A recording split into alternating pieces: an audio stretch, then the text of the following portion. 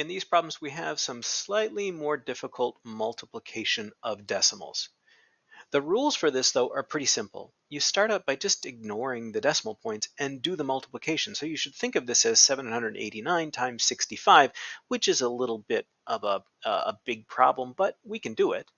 And then once it's done, you count how many numbers there are behind the decimal point, and that's how many you put behind the decimal point in the answer. So let's just walk through this first one. We're going to start by multiplying the 5 here, the ones digit down here, by the top. So 5 times 9 is 45. So I put the 5 down here, carry the tens.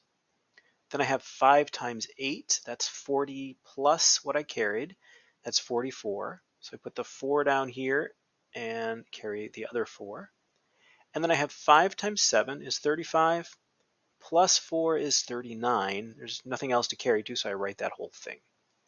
All right, so we got 3945 for the first row. Now we're going to go to the 6 here, and we're going to put a 0 down first, because this is the next place value.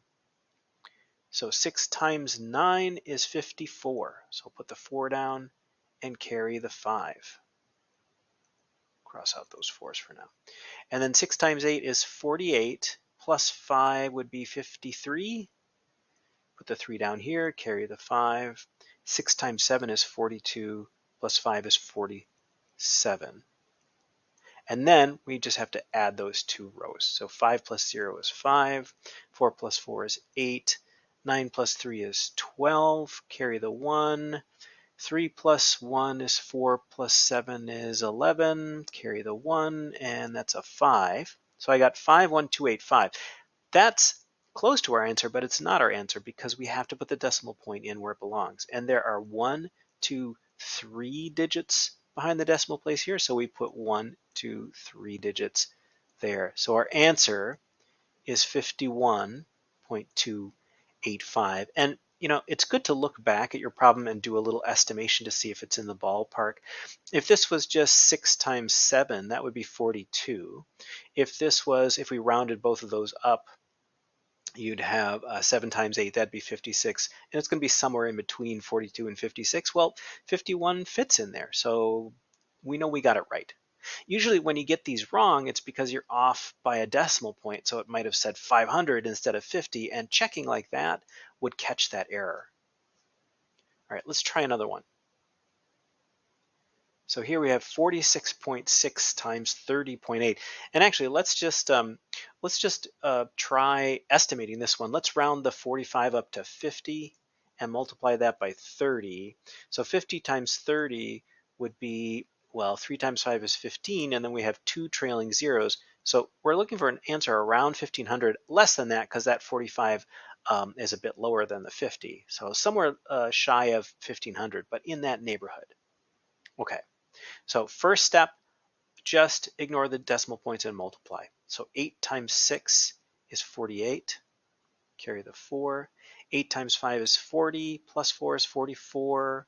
Put that 4 down there, carry the other 4 up here. 8 times 4 is 32, plus 4 is 36. Okay. Now, we're going to go on to the next digit on the bottom, so we put a 0 because we're moving up a place value. But this guy is 0. Well, that's okay. 0 times anything is 0, so we're just going to have a bunch of zeros here. 0 times 6, 0. 0 times 5, 0. 0 times 4, 0. Done. Now we go on to the next digit in the bottom number, so we have to put in 2 zeros. Put in 1 0 first, then 2 zeros. And then we do the multiplication. 3 times 6 is 18. Put the 8 down here. Carry the 1. 3 times 5 is 15, plus 1 is 16, carrying the 1. And 3 times 4 is 12, 13. Okay, now we've got a lot to add up here. 8 plus 0 plus 0 is 8. 4 plus 0 plus 0 is 4. 6 plus 8 is 14, carry the 1. 1 and 3 is 4 plus 6 is 10.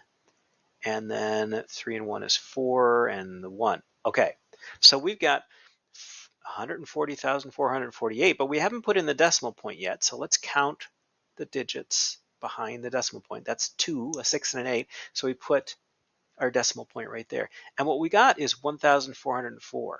0.48. And we were thinking it was going to be a little less than 15, so we came pretty darn close in our estimate. So that's a little bit of work with multiplying decimals.